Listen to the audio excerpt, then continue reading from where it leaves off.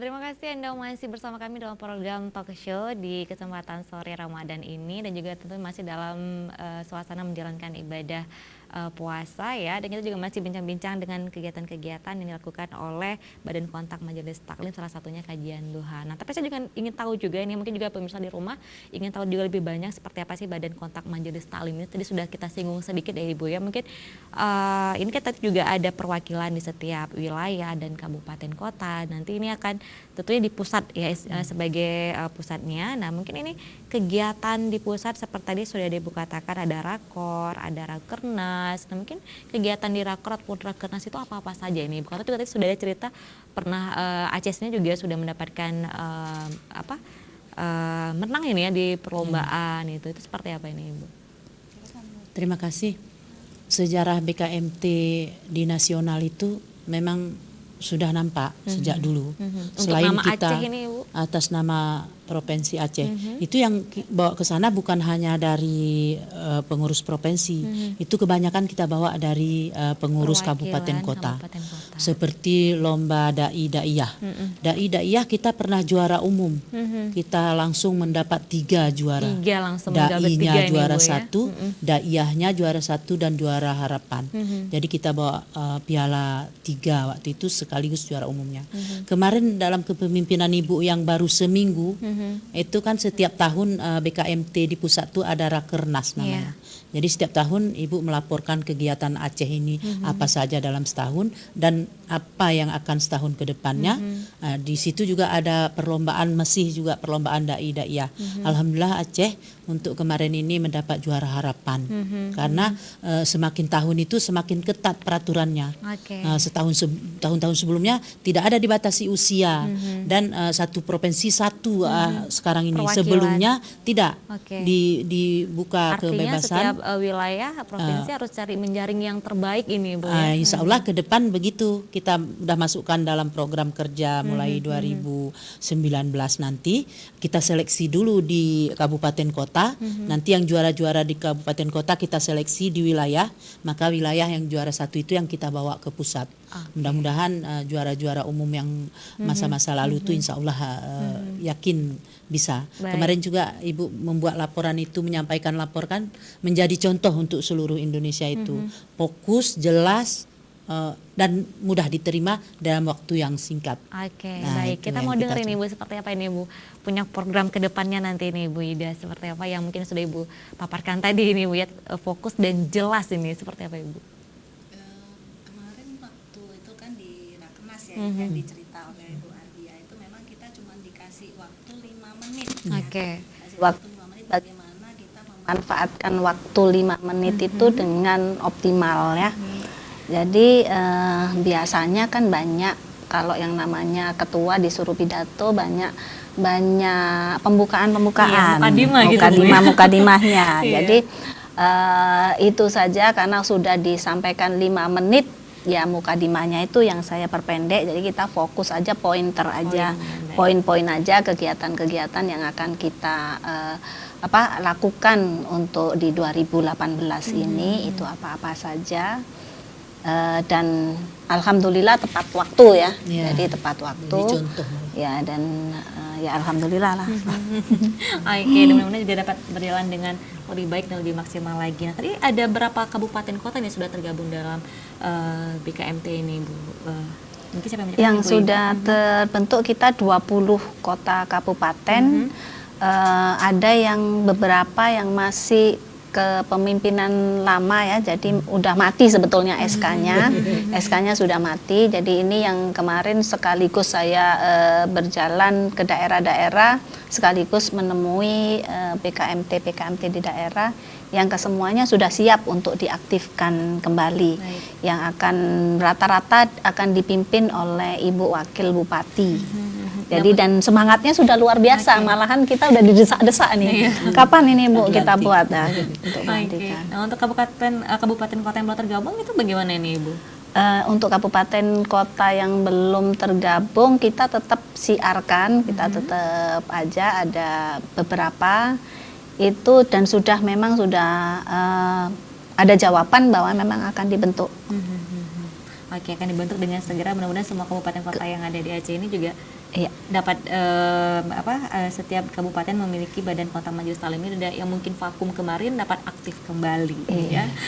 Kayaknya semangat ini yang harus kita munculkan dan juga melahirkan generasi dai dan daiyah juga yang bisa mensyiarkan dan juga membawa dakwah agama Islam sehingga semua lapisan masyarakat kita juga bisa tahu seperti apa kegiatan-kegiatan keagamaan. Ini semua tidak ada yang tidak tersentuh dengan kegiatan keagamaan ataupun dengan kegiatan majelis taklim ini ya.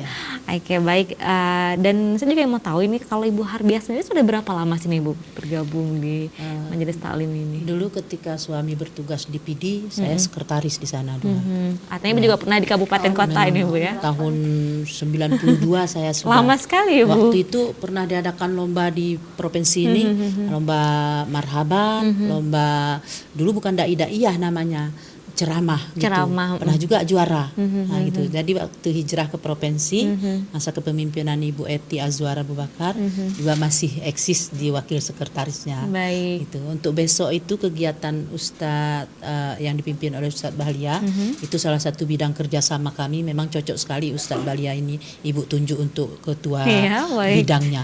Karena secara nasional BKMT itu sudah kerjasama mempunyai MOU dengan ACT itu. Seperti kemarin ACT-nya mengirim ke Suriah berapa ton beras. Nah itu juga BKMT waktu itu Ibu baru terpilih. Jadi kita baru menemukan bahwa sudah ada MOU ternyata jauh-jauh hari BKMT di nasional. Dan itu disiarkan sampai ke daerah. Alhamdulillah untuk sekarang ini pas Ustadz ada datang dari Palestina, maka connect sekali ketua bidang BKMT harus ada di dalamnya. Baik, itu yang kita suka. Iya baik, ini Ustadz Bahlia sudah dipercayakan sekali nih Ustadz Bahlia ya untuk kegiatan besok. Dan apakah kegiatan besok juga ada penggalangan dana ini Ustadz? Memang syekhnya nanti akan mengarahkan sendiri nanti. Mungkin dari ceramah-ceramahnya nanti beliau akan mengarahkan, mungkin kemarin ada beberapa masjid, ada jamaah ketika saya ceramah, habis ceramah beliau ada yang ngasih cincin, ada yang ngasih uang satu lempeng itu. Pokoknya kita lihat pasca sudah ceramah itu selalu ada respon masyarakat untuk berbagi lah. Karena biasanya kemarin saya pernah jadi ketua aksi solidaritas Aceh untuk Rohingya dan Palestina dan Suriah juga. Memang juga kita yang buat eventnya. Jadi dulunya mungkin kita hantarkan lewat ACT-nya, tapi hari ini bisa kita titip langsung sama ulama daripada Palestinanya. Dapat langsung dibawa pulang ini Ustaz ya. Jadi kalau kemarin kita sudah mengirim ke Suriah, kemarin kita kirimkan 1000 ton beras dari ACT-nya. Ke Rohingya juga hampir 5 miliar uang yang kita kirimkan. Ke Palestina hampir 3 miliar kemarin kita galangkan. Itu sumbangan masyarakat Aceh yang kita galangkan.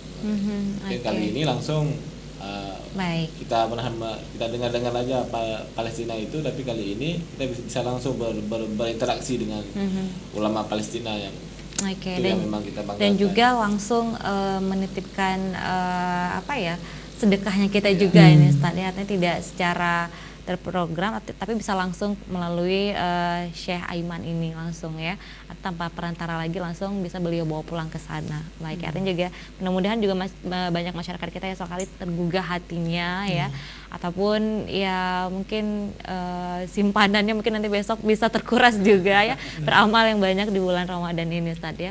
Oke, baik yang tema esok yaitu beri cahaya ilmu Ramadan terbaik ya. Kenapa sih Ustadz angkat tema ini? Ya, memang kita angkat tema ini, kita lihat masyarakat kita kadang-kadang banyak lalainya pada kegiatan-kegiatan yang ini kan. Makanya kita hari ini dengan ada BKMT, sebuah wadah yang sudah dibuat oleh Wagub, jadi sebuah kita angkat, kita gugah supaya masyarakat di bulan puasa ini lebih baik daripada bulan puasa yang tahun kemarin. Itu yang pada intinya. Dengan kita rangkai dengan momen kajian duha ini. Karena saya lihat tema ini banyak respon pada di Facebook saya baca responnya bagus. Artinya kenapa kalian bisa mengangkat tema beri cahaya ini mudah-mudahan yang terbaik. Ya kita lihat masyarakat Aceh kan banyak di warung kopi kan. Makanya kita dengan ada momen ini, walaupun mungkin telat bangun karena puasa kan, ya mungkin dengan ada momen ini bisa lah datang lebih ramai. Ya, tapi juga jangka panjangnya duhanya tidak di bulan Ramadan saja nih Ibu ya. Jadi dengan motivasinya daripada kita ini lebih KMT-nya mungkin kadang-kadang orang belum pernah salat duha sama sekali. Mungkin ada yang rutinitasnya. Mungkin dengan kalau memang ada yang belum pernah mencoba salat duhanya, bagaimana nikmat duhanya. Mungkin dengan besok mungkin bisa jadikan motivasi sebagai pribadi kita tersendirinya. Nah, mungkin di luar Ramadan nanti kebiasaan menikmati kopi di waktu duha ini bisa dihilangkan, tapi bagaimana kita menikmati duha ini sendiri ya.